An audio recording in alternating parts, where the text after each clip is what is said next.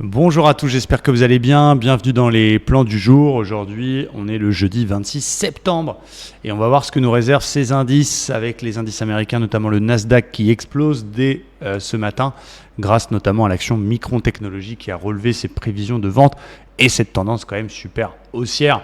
Donc on va voir si on peut exploiter des choses. On va commencer par le DAX qui est en train de péter la résistance, la zone 19, 120, 130 qui est en train littéralement de casser. Il y a une forte probabilité d'aller nous faire un petit nouvel ATH là-dessus. Mon objectif, c'est le haut du gros canal long terme hebdo par ici. Il peut y aller. La tendance, en tout cas, est très très forte, très très haussière. Avec un marché qui casse, ce que j'aime beaucoup. C'est une tasse avec anse. C'est une figure de continuation un peu classique. Ici, tasse avec anse. On reporte la hauteur de la tasse. Ça nous donne exactement l'objectif vers les 20 200. Donc plutôt des achats. Après, il ne faut pas payer n'importe où, même si le flux est très très haussier. Il faut faire attention, il faut attendre des replis. J'aimerais bien deux niveaux. Il y a quand même beaucoup de news aujourd'hui, beaucoup de discours, beaucoup de stats. Demain, les chiffres de l'inflation aux États-Unis. Donc je vais surveiller deux zones. L'ancien top, tout simplement, 19 200, en cas de petit repli. On va essayer de payer cette zone-là sur un signal. Et en cas de repli un peu plus exagéré, c'est pour ça que j'avais fait un petit Fibo.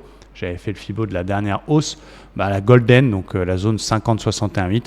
C'est le pullback sur une oblique comme ça, une oblique cassée qui peut former d'ailleurs un fanion triangle. C'est pas mal, c'est un petit peu plus bas, c'est 19 130, 150. Donc voilà, des achats sur repli pour l'instant sur le DAX avec faire attention de ne pas passer en mode FOMO. Du côté du Standard & Poor's, pareil, très haussier. Mon objectif, ma target, c'est 5850-80. C'est le haut de cette espèce de fanion daily. On apprécie quand même la sortie du triangle ascendant que je vous avais présenté mardi qui est bien.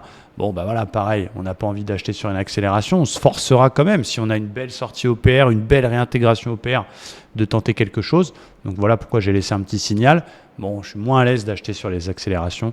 Je préférais un repli. Ça fait bas maintenant s'il vient corriger en début de session américaine, mais c'est possible sur 5790-95. Pullbacker le triangle, ce serait génial d'essayer de payer sur un repli. En tout cas, jusqu'à ce niveau-là, on va exploiter cet après-midi tous les setups de continuation, tous les setups de suivi de tendance et essayer au maximum d'exploiter cette tendance haussière. Le Nasdaq, magnifique, grâce à Micron, explose et est en train de nous valider un W daily optimisé.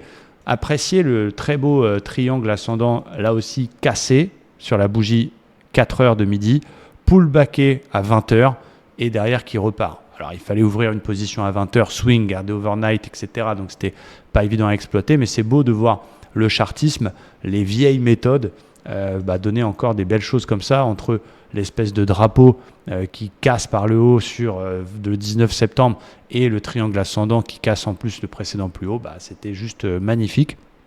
Donc voilà, j'ai envie d'acheter, évidemment, pas n'importe où, pas sur un top potentiel. On va attendre un repli, on va exploiter tous les replis jusqu'à 20 200. Cet après-midi, il vient corriger un petit peu, vient chercher 20 320 la moyenne mobile 20. Il vient faire un OPR, cassure par le bas, réintégration, etc., etc. On va essayer d'exploiter cette hausse tranquillement, essayer de payer ce marché. Celui qui a le plus de potentiel, c'est le Dow Jones qui m'a pas réussi hier. J'ai tenté deux trades qui n'ont malheureusement pas marché. Dommage, réintégration OPR, rien à dire, fallait y aller. Une divergence un petit peu plus joueuse. Voilà, je me la suis autorisée. Si elle était passée, ça aurait été du génie, entre guillemets. Donc voilà, elle était très sympa.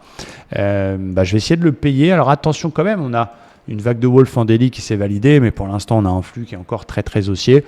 Et donc, je vais surveiller deux choses.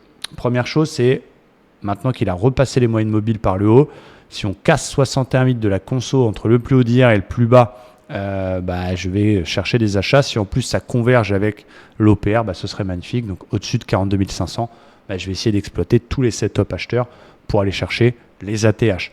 J'avais mis quand même un setup baissier parce que le flux était rouge très tôt ce matin. Donc ça veut dire que si il repasse sous les moyennes mobiles, qu'il échoue sur le 61,8 et qui nous fait une sortie d'OPR par le bas, je ne serais pas très content de shorter ce marché, mais j'essaierai d'aller jouer une petite conso jusque de nouveau la zone 42 200 qui a tenu hier, qui devient à son tour un niveau d'achat sur signal. Donc on verra comment ça va se passer en début d'après-midi. On n'est pas à l'abri. S'il clôture au-dessus du 61,8, on oublie les ventes. S'il échoue et qu'il corrige, j'ouvre la porte, mais trend is your friend, la tendance de fond reste très haussière. Voilà, je ne serai pas très heureux, mais j'essaierai quand même quelque chose pour jouer une conso, sans biais en fait, en essayant de trader ce qu'on voit. Pour l'instant ça monte, pour l'instant ça pousse, C'est un marché très très haussier. Et puis on va essayer d'exploiter ça cet après-midi ensemble. Merci à tous, très bonne session de trading et à très vite. Ciao!